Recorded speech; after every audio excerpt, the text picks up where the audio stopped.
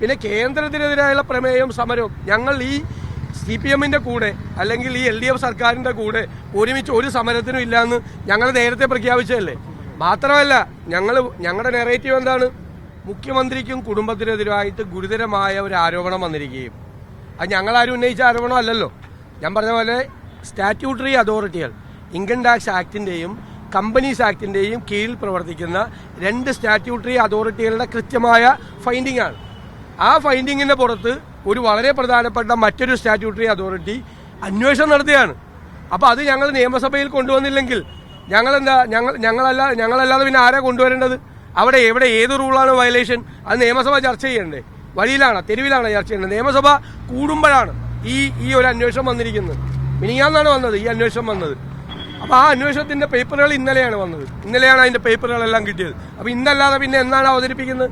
അതുകൊണ്ടാണ് ഇപ്പോൾ ആ ഗൗരവത്തോടുകൂടി ആ വിഷയം അവതരിപ്പിച്ചത്. പിന്നെ കേന്ദ്രത്തിനെതിരായുള്ള പ്രമേയവും സമരവും ഞങ്ങൾ ഈ CPM-ന്റെ കൂടെ അല്ലെങ്കിൽ ഈ LDF സർക്കാരിന്റെ കൂടെ ഒരുമിച്ച് ഒരു സമരത്തിനും ഇല്ലാന്ന് ഞങ്ങൾ നേരത്തെ പ്രഖ്യാപിച്ചതല്ലേ. മാത്രമല്ല ഞങ്ങളുടെ നെറേറ്റീവ് എന്താണ്? കേന്ദ്രത്തിൽ നിന്ന് കിട്ടാനുള്ള കാര്യത്തിന് വേണ്ടി ഞങ്ങൾ നിലനിൽക്കും. അത് ഡെവല്യൂഷൻ ഓഫ് ടാക്സ് ആണ്, ഫിനാൻസ് കമ്മീഷന്റെ കുറവാണ്. അത് ഞങ്ങളുടെ MP-മാർ വഴി അവിടെ ഉന്നയിച്ചിട്ടുണ്ട്. അത് ഫിനാൻസ് കമ്മീഷൻ കൂടി പരിഗണിക്കേണ്ട കേസാണ്. പിന്നെ എല്ലാം കേന്ദ്ര അവഗണനയാണ് എന്ന് വരുത്തി തീർത്ത് ഈ ഗവൺമെന്റിന്റെ കെടുകാര്യസ്ഥതയും അഴിമതിയും ദൂർത്തും മറച്ചു വെക്കാൻ അവർ ശ്രമിക്കുമ്പോൾ ഞങ്ങൾ അതിന്റെ കൂട്ടത്തിൽ കൂടണമെന്തിനാ? ഞങ്ങളിത് ആദ്യം പോലെ പറയുന്നതാണ്. ഇവിടുത്തെ ധനപ്രതിസന്ധിയുടെ പ്രധാന കാരണം കേരള സർക്കാരാണ്. ഞങ്ങൾക്ക് ഒരു സംശയമില്ല. അത് ഞങ്ങളുടെ നിലപാടല്ലേ. ആ നിലപാടാണ് ഞങ്ങളുടെ നിലപാട്.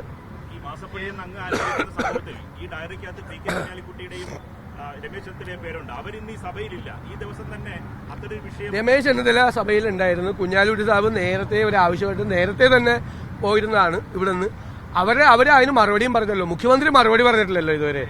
അവര് മറുപടി പറഞ്ഞല്ലോ. കമ്പനികളുടെ കയ്യിൽ നിന്ന് രാഷ്ട്രീയ പാർട്ടികൾ ഡൊണേഷൻ മേടിക്കാൻ എന്താ കുഴപ്പം? രാഷ്ട്രീയ പാർട്ടികൾ ഡൊണേഷൻ മേടിക്കില്ലേ കമ്പനികളിൽ നിന്ന്? അതിനെന്താ കുഴപ്പം? അതല്ലല്ലോ, ഇത് ഡൊണേഷൻ ആണോ എന്നാ പറഞ്ഞ മുഖ്യമന്ത്രി പറ. ഇത് ഡൊണേഷൻ ആയിരുന്നു. മുഖ്യമന്ത്രി എന്നുള്ള നിലയിൽ അല്ലെങ്കിൽ പാർട്ടി പോളിറ്റ് ബ്യൂറോ അംഗം എന്നുള്ള നിലയിൽ മുഖ്യമന്ത്രി വാങ്ങിച്ചത് ഡൊണേഷൻ ആയിരുന്നു എന്ന് പറ. അത് മുഖ്യമന്ത്രിയുടെ അക്കൗണ്ടിലേക്ക് അല്ലല്ലോ പൈസ വന്നിരിക്കുന്നത്. മകളുടെ അക്കൗണ്ടിലേക്കും മകളുടെ കമ്പനിയുടെ അക്കൗണ്ടിലേക്കാണ് വന്നിരിക്കുന്നത്. അപ്പൊ അതും മറ്റേതും തമ്മിൽ എങ്ങനെ താരതമ്യപ്പെടുത്തുന്നത്?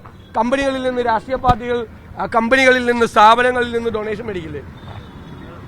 മേടിക്കാൻ പാടില്ലേ?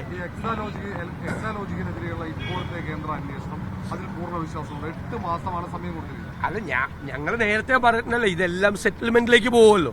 അവസാന സെറ്റിൽമെന്റിലേക്ക് പോകും. ഇപ്പൊ ഉടൻ തന്നെ ഇതിന്റെ അകത്ത് തീരുമാനം ഉണ്ടാവില്ല. കാരണം 8 മാസത്തേക്ക് ഇത് നീട്ടിക്കൊണ്ടുപോവാണ് ഈ അന്വേഷണം.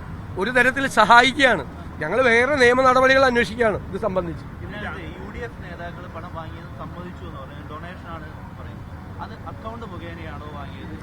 അല്ല, അത് പരിശോധിച്ചിട്ട് പറയാം. എങ്ങനെയാണെങ്കിലും പരിശോധിച്ചിട്ട് പറയാം. അവര് വാങ്ങിച്ചിട്ടുണ്ടെങ്കിൽ അക്കൗണ്ട് വഴിയേ വാങ്ങിക്കുള്ളൂ, പാർട്ടിയുടെ അക്കൗണ്ട് വഴിയേ വാങ്ങിക്കുള്ളൂ. പക്ഷെ അവര് വാങ്ങിച്ചെന്ന് സമ്മതിച്ചല്ലോ.